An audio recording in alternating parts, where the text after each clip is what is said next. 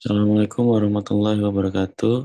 Perkenalkan, nama saya Muhammad Hamzah Barhartawan, NIM 250201022440.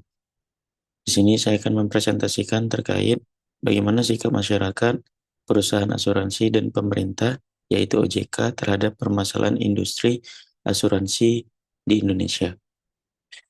Latar belakangnya, yang pertama adalah mengapa kasus asuransi menjadi perhatian. Asuransi merupakan bagian penting dalam sistem keuangan. Masyarakat menggunakan asuransi untuk mendapatkan perlindungan dari risiko keuangan. Permasalahan perusahaan asuransi dapat berdampak langsung kepada pemegang polis. Kasus Jiwasraya dan One Arta Life menunjukkan adanya persoalan yang lebih luas dalam industri. Permasalahan tidak hanya berkaitan dengan perusahaan, tapi juga konsumen, tata kelola, pengawasan, dan regulasi. Artikel yang menjadi dasar UAS menyebut kasus Jiwasraya, One Arta Asabri, dan Bakri Life sebagai contoh persoalan yang dinilai mencerminkan kegagalan sistemik dalam industri asuransi. Gambaran kasus Jiwasraya. PT Asuransi Jiwasraya yang pertama mengalami permasalahan keuangan yang berdampak pada pemegang polis. Permasalahan Jiwasraya menjadi salah satu kasus besar dalam industri asuransi Indonesia. OJK melakukan berbagai tindakan pengawasan. Pada 16 Januari Pada tanggal 16 Januari 2025, OJK mencabut izin usaha Jiwasraya. Pencabutan izin merupakan bagian dari tindakan pengawasan untuk melindungi kepentingan pemegang polis atau tertanggung. Setelah pencabutan izin, perusahaan masuk dalam proses pembubaran dan likuidasi.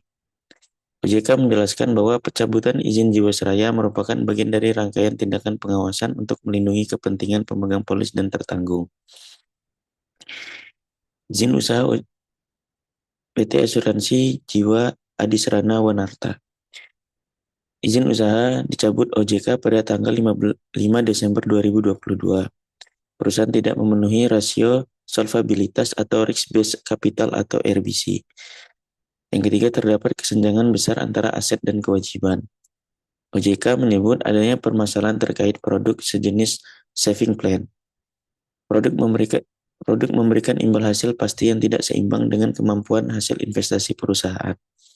OJK sebelumnya telah memberikan berbagai tindakan pengawasan. Setelah tidak memenuhi kewajiban perbaikan, izin usaha akhirnya dicabut.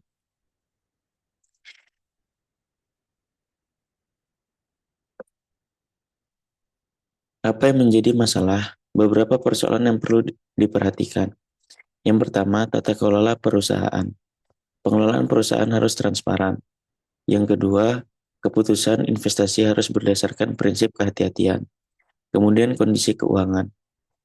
Perusahaan harus mampu memenuhi kewajibannya. Kemudian keseimbangan aset dan kewajiban harus dijaga. Yang ketiga, produk asuransi. Produk harus sesuai kemampuan perusahaan. Kemudian informasi mengenai manfaat dan risiko harus jelas. Yang keempat, perlindungan konsumen. Pemegang polis harus mendapatkan informasi yang benar. Pengaduan dan penyelesaian sengketa harus ditangani dengan baik. Yang kelima, pengawasan. Pengawasan tidak hanya dilakukan ketika masalah sudah besar. Kemudian risiko harus terdeteksi sejak awal. Dampak terhadap masyarakat. Ketika perusahaan asuransi bermasalah, masyarakat akan mengalami dampak.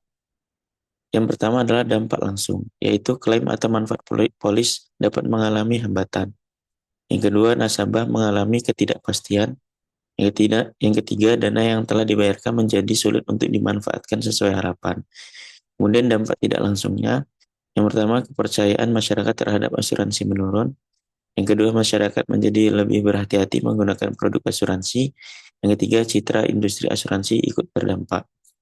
Kemudian dampak yang lebih luasnya adalah yang pertama menimbulkan persoalan perlindungan konsumen. Yang kedua meningkatkan kebutuhan terhadap pengawasan regulator.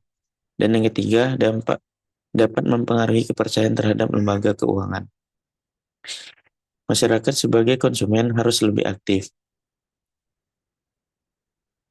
Yang pertama, sebelum membeli, masyarakat harus memilih perusahaan yang memiliki izin dan diawasi OJK. Yang kedua, mempelajari produk yang ditawarkan. Yang ketiga, membaca polis secara lengkap. Yang keempat, memahami manfaat, biaya, resiko, dan pengecualian. Dan terakhir, tidak mudah percaya pada janji keuntungan yang tidak masuk akal. Kemudian setelah membeli, masyarakat harus menyimpan dokumen polis dan bukti pembayaran, memantau informasi dari perusahaan. Yang ketiga, segera mengajukan pertanyaan jika ada informasi yang tidak jelas. Dan yang keempat, menggunakan saluran pengaduan jika terjadi masalah. Artikel menjadi dasar tugas menekankan bahwa konsumen tidak seharusnya hanya bergantung pada penjelasan agen, tapi perlu melakukan verifikasi dan membiasakan diri membaca informasi produk atau polis. Kemudian perusahaan asuransi harus mengutamakan yang pertama tata kelola yang baik, yakni transparansi, akuntabilitas, tanggung jawab, independensi, dan kewajaran. Kemudian selain tata kelola yang baik, harus melakukan pengelolaan risiko, yakni tidak mengambil risiko investasi secara berlebihan, menjaga kesehatan keuangan, dan menyesuaikan produk dengan kemampuan perusahaan. Selain itu, harus melakukan perlindungan terhadap konsumen, yakni informasi produk harus jujur dan mudah dipahami, tidak memberikan janji-janji yang menyesatkan, dan menangani klaim dan pengaduan secara profesional. Selain itu, dari segi kepatuhan, yakni mematuhi seluruh peraturan OJK. Yang kedua, menyampaikan laporan secara benar. Dan yang ketiga, segera melakukan perbaikan apabila ditemukan masalah. Selain itu, dibutuhkan peran dari otoritas jasa keuangan, yakni OJK sebagai regulator dan pengawas. OJK memiliki peran dalam yang pertama membuat dan memperkuat regulasi. Yang kedua, mengawasi kesehatan perusahaan asuransi. Yang ketiga, melakukan pengawasan berbasis risiko. Yang keempat, memberikan sanksi kepada perusahaan yang melanggar. Yang kelima, melindungi kepentingan konsumen. Yang keenam, mendorong literasi dan edukasi keuangan. Yang ketujuh, memfasilitasi penyelesaian permasalahan konsumen. Dan yang terakhir, mengambil tindakan ketika kondisi perusahaan membahayakan pemegang polis. Dalam kasus One Arta Life, OJK telah melakukan pengawasan secara bertahap, mulai dari peringatan, pembatasan kegiatan usaha, hingga pencabutan izin usaha. Upaya OJK saat ini, penguatan pengawasan dan perlindungan konsumen. OJK terus melakukan penguatan terhadap industri perasuransian. Data OJK menunjukkan bahwa pada November 2025, aset industri asuransi mencapai 1.194,06 triliun. Kemudian aset asuransi komersial mencapai 971,22 triliun. RBC agregat asuransi jiwa sebesar 488,69%. Kemudian RBC agregat asuransi umum dan reasuransi sebesar 342,88%. Yang terakhir yaitu threshold RBC yang disebut OJK adalah 120%. OJK juga menyatakan terus melakukan pengawasan khusus terhadap perusahaan yang membutuhkan perbaikan kondisi keuangan. Perlindungan konsumen harus dilakukan bersama. Masyarakat harus meningkatkan literasi dan memahami terkait polis. Dari segi perusahaan harus memberikan informasi yang benar dan transparan. Dari segi OJK harus mengawasi, memberikan sanksi, dan menangani pengaduan. OJK mencatat bahwa sepanjang tahun 2025, terdapat 1.619 pengaduan dari sektor perusahaan asuransi melalui layanan konsumen.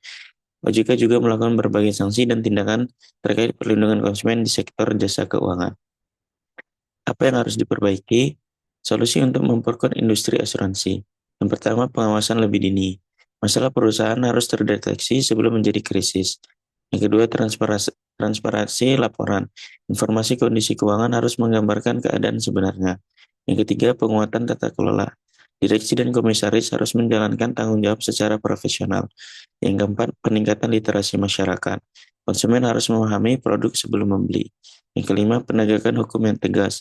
Pelanggaran harus diberikan sanksi sesuai ketentuan. Yang keenam, penyelesaian konsumen yang cepat dan adil. Pemegang polis harus mendapatkan kepastian mengenai haknya.